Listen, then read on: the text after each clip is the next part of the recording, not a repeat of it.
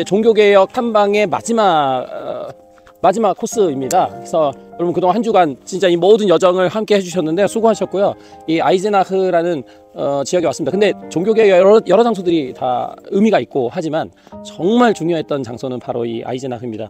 이 1498년에 그 원래 엄마 외가 쪽, 이 엄마 친척들이 살고 있는 이 아이젠하흐의 그 성 게오르그 교회라고 있어요. 저희가 이제 이따가 시간이 되면 갈 건데요. 거기서 루터가 교회를 다닌 거예요. 지금 윤서가 이야기 심리교회 다니듯이 이제 학창 시절에 성 게오르그 교회를 다니거든요. 그래서 거기에 그 부속되어 있는 라틴어 학교가 있었습니다. 거기서 3년을 공부해요.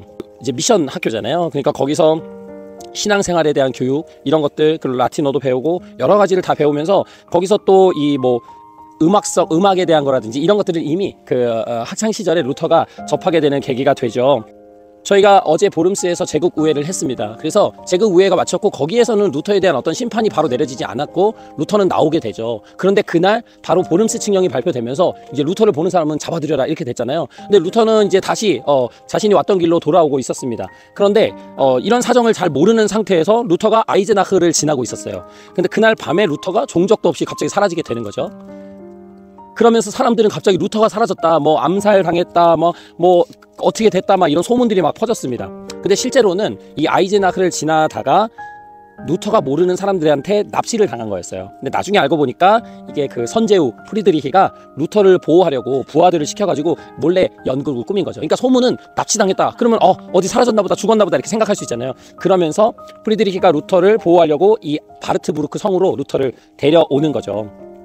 그래서 그가 이 성에 있는 거는 절대 비밀이어야 됐기 때문에 어제 목사님께서 말씀하신 루터가 스타일도 완전 바꾸고요. 이게 막 수염 기르고 막 바꾸고 머리도 엄청 기르고 그리고 이름을 융커 요르크라고 바꾸게 되는 거예요. 루터가 이 성에서 일주일을 지냈을 때 그가 했던 고백이 있습니다. 제가 읽어드릴게요. 나는 특이한 포로였다. 왜냐하면 이곳에 있는 것이 내 뜻이기도 하고 아니기도 하기 때문이다. 이것이 내 뜻인 이유는 주님이 그것을 원하시기 때문이며 내 뜻이 아닌 이유는 내가 진정으로 원하는 것은 공개적으로 말씀을 전하는 것이기 때문이다. 그렇지만 나는 이런 것에 개의치 않을 것이다. 그러니까 무슨 말씀인지 알겠죠? 루터는 어려움이 있더라도 이야기하고 설교하고 책을 쓰고 말씀을 전하고 하는 것이 자신의 사명으로 여겼는데 붙잡혀 왔잖아요. 그 이 안에 갇히게 됐잖아요. 그러니까 자신이 원하는 것을 할 수 없었는데 그거를 하나님의 뜻으로 받아들이게 된 겁니다. 이때 그 루터가 비텐베르크에 사는 그 친척들에게, 가족들에게 편지 한 통을 다른 사람에게 보내거든요. 근데 이 편지를 받아본 그 가족들이 엄청 놀랐어요. 그러니까 루터가 사라졌다고만 들었는데 그 편지를 딱 봤더니 그 편지의 첫 문구가 뭐였냐? 나의 반모섬으로부터.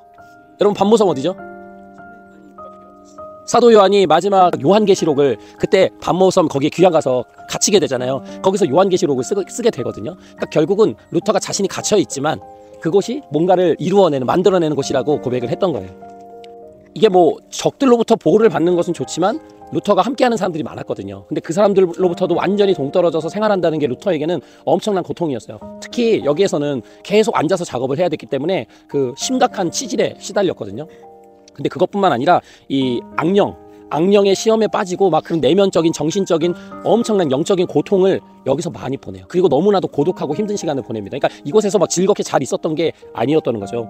루터의 고백은 이렇습니다. 하나님께서 뒤에서 나를 쳐서 고통을 안겨주셨습니다. 이거는 치질 얘기하는 거예요. 그래서 대변을 보려면 땀이 흐르고 힘이 듭니다. 어제 나는 나흘 만에 간신히 대변을 보았습니다. 그래서 나는 밤잠을 이루지 못하며 조용한 시간을 즐기지 못합니다. 나를 위해 기도해 주십시오. 만일 이 고통이 지금처럼 계속된다면 나는 견뎌내지 못할 것입니다. 이게 일반 보통 치질이 아니라 너무나 고통스러운데 앉아서 자신이 해야 될 일을 했잖아요. 그러나 그 친구에게 보낸 글에는 또 이렇게 적혀 있어요. 이 힘겨운 외로움 속에서 나는 사탄 1000명에게 짓눌리고 있음을 고려해 주십시오. 나는 자주 넘어집니다. 그러나 주님의 오른손이 나를 다시 일으켜 주십니다. 그러니까 여러분 루터가 굉장히 강직한 이미지잖아요. 근데 그런 부분이 분명 있습니다. 하지만 그의 육체적으로나 또 그의 내면적으로나 어려움과 갈등, 고민, 아픔 이런 것들이 늘 루터를 따라다녔다는 것을 우리가 꼭 기억할 필요가 있어요. 그래서 루터가 대범하고 대단한 사람이어서 이 모든 것이 이루어지지 않았다는 것, 이것이 굉장히 중요한 것 같습니다. 이때 그 한 10개월 정도를 여기 바르트부르크 성에 있었거든요. 근데 여기서 12편의 책과 논문을 써요. 그리고 제일 중요한 것은 여기서 신약 성경을 독일어로 번역했다는 거죠. 근데 이 신약 성경을 번역한 거 어제 목사님 말씀하셨지만 정확히 12주, 12주 정도 됩니다. 그러니까 거의 3달 만에 신약 성경을 번역하죠. 그런데 이미 그 열 몇 개의 성경이 독일어로 된 성경이 있었다고 했잖아요. 근데 그거를 읽은 사람들은 다 뭐라고 했냐면 독일어는 독일어인데 무슨 말인지 하나도 못 알아듣겠다 그랬거든요. 기존에 있던 그 라틴어로 된 불가타 성경을 그대로 옮긴 거예요. 그러니까 독일어에 맞게, 독일 문화에 맞게 옮겨야 되잖아요. 근데 그렇지 않았기 때문에 루터는 이것을 가지고 이제 그 사람들이 누구라도 읽고 이해할 수 있는 언어로 번역하기 위해서 엄청난 노력을 기울이게 됩니다. 그렇다고 해서 너무 저급한 언어를 쓰지는 않았고요. 대중적이면서도 또 품위 있는 용어들을 쓰려고 엄청 노력했어요. 루터가 제일 중요한 얘기는 이거예요. 가정에서 어머니와 뒷골목에서 아이들이, 그리고 시장에서 일반 사람이 어떻게 말하는지를 최대한 반영해야 된다, 이렇게 얘기했거든요. 그러니까 루터의 관심은 결국 보통 사람들이, 그냥 살아가는 사람들이 읽을 수 있는 성경, 그것이 그의 가장 큰 관심이었던 거죠. 실제로 이 신약 성경이 나오게 된 것은 1522년 9월입니다. 그래서 우리가 뭐 9월 성경이라고도 이름을 부르고요. 12월에 그걸 개정해서 다시 출판하거든요. 그래서 그건 또 12월 성경이라고도 해요.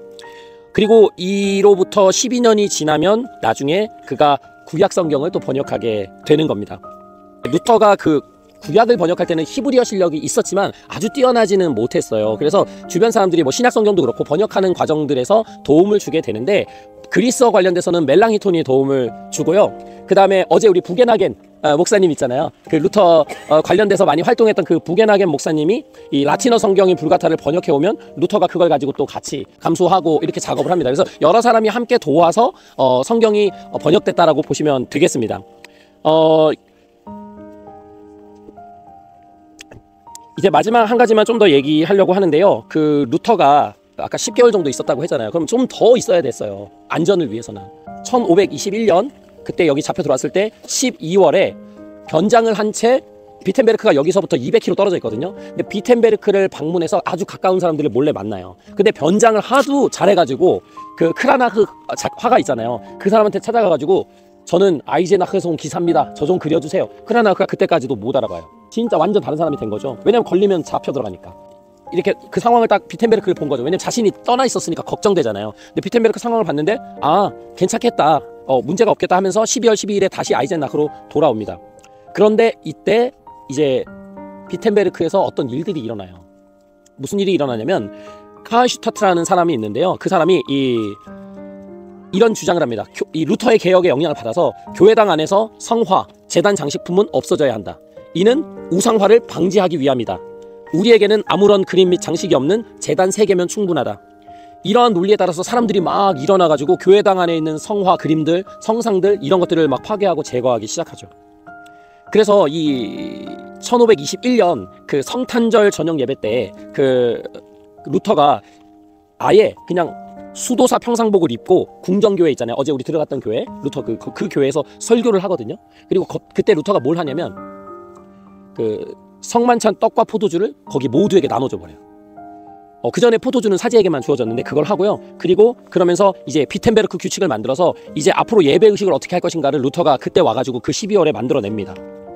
그때까지만 해도 천주교회는 성만찬 예식을 참여하는 교인들에게 의무를 부과했는데 그게 뭐냐면 금식할 것, 그리고 고해성사할 것. 근데 루터가 이거를 비텐베르크 예식에서 다 폐지시켜버려요. 폐지시켜버리고 그냥 침례받은, 그러니까 세례받은 모든 사람이면 떡과 포도주를 먹고 마실 수 있다, 이렇게 하고, 그리고 성만찬 예식이 원래 라틴어로 했잖아요. 근데 그거를 이제 독일어로 바꿔버리죠.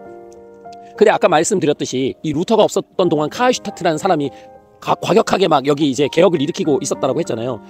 그러면서 원래 칼슈타트가 사제였는데 사제 옷 안 입어요. 벗어버리고 농부 옷을 딱 입습니다. 무슨 느낌인지 아시겠죠? 이제 하층민의 사람들을 자신이 대변하겠다 하는 거죠. 그러면서 이때부터 이 수도사들이 막 약간 그 요즘에 뭐 이중직하고는 좀 다른 얘기인데 수도복 막 다 벗어 던지고 막 뭐 대장장이, 뭐 빵집에서 일하는 사람, 수공업자 막 이런 일들에 막 들어가기 시작해요. 그래서 막 민중도 이거 함께 해야 된다 막 이런 식으로 이제 가게 되는 거죠. 이제 막 또 수도사들이 막 결혼하기 시작하고 막 이런 변화들이 크게 일어나는데, 실제로 수도사들이 결혼을 했을 때 일반 사람들도 아무리 개혁이지만 받아들이기가 쉽지 않았어요. 그동안 쌓아놨던 이미지가 있는데 수도사들이 막 결혼을 막 해버리니까 이게 굉장히 이상했던 거죠. 그런데 루터는 자신의 뜻이 이 교회와 교회 제도를 개혁하는 것이지 뭐 교회 성물을 막 파괴하거나 막 이렇게 막 뭐 예배 옷도 안 갖추고 그냥 막 똑같이 막 아무거나 입고 와서 목회자 사제가 그냥 예배 드리고 막 이런 것들은 루터가 볼 때는 오히려 이것은 교회와 교회당을 파괴하는 것이라고 여겼어요. 그러니까 루터가 원했던 개혁이 뭔지 이제 감이 좀 오실 거예요. 그러니까 다 때려 부수고 다 새롭게 가자, 그렇게 하는 것을 루터가 원했던 것이 아니라는 거죠.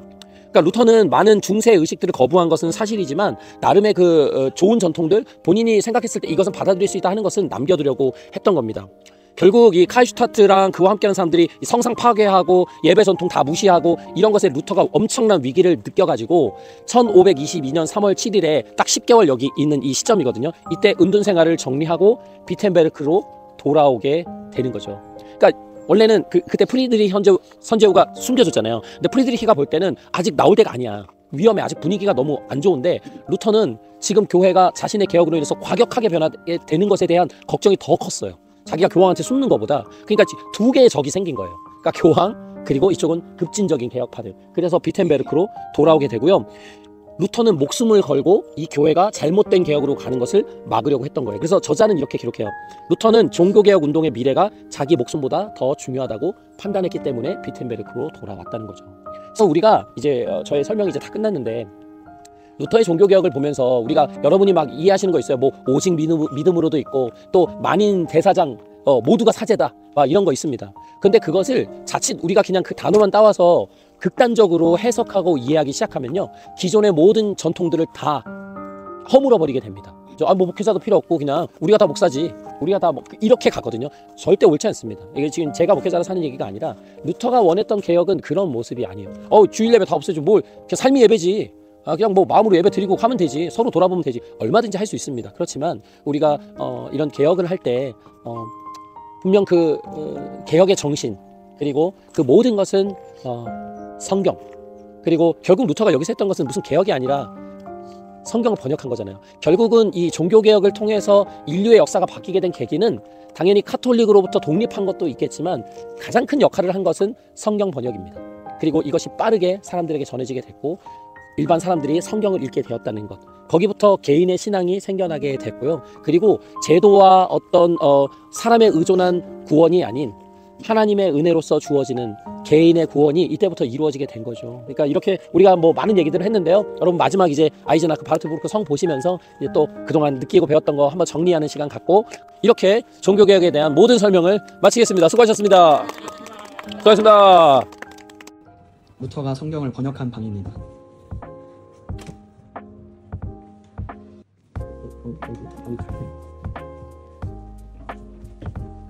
비주가 벌써 섰다는 게